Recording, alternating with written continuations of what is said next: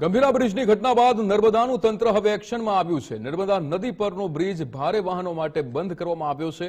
પોઈજા પાસેનો રંગ સેતુ બ્રિજ ભારે વાહનો માટે બંધ કરી દેવામાં આવ્યો છે।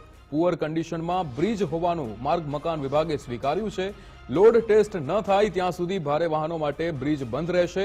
ભારે વાહનો માટે ડભોઈથી તિલકવાડા સુધી રોડનું અહીંયા ડાયવર્ઝન આપવામાં આવ્યું છે। બસ અને ટ્રક ચાલકોને 40 થી 45 કિલોમીટર ફરીને જવું પડશે।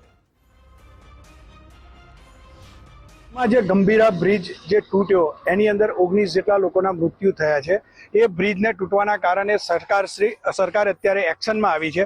ત્યારે અત્યારે આપ જોઈ રહ્યા છો કે જે નર્મદા જિલ્લાનો એક નર્મદા નદી પર આવેલો રંગ સેતુ જે બ્રિજ છે એ ઘણી બધી વાર એમ કહેવાય છે કે મરામત કરવામાં આવેલી છે। તો આ બ્રિજને પણ કંઈ તૂટી ન જાય એ માટે સરકાર એક્શનમાં આવી અને આ બ્રિજને પણ આમ કહી શકાય કે સરકાર જે છે એ મોટા ભારે વાહનોને બંધ કરવામાં ફરજ પડી છે।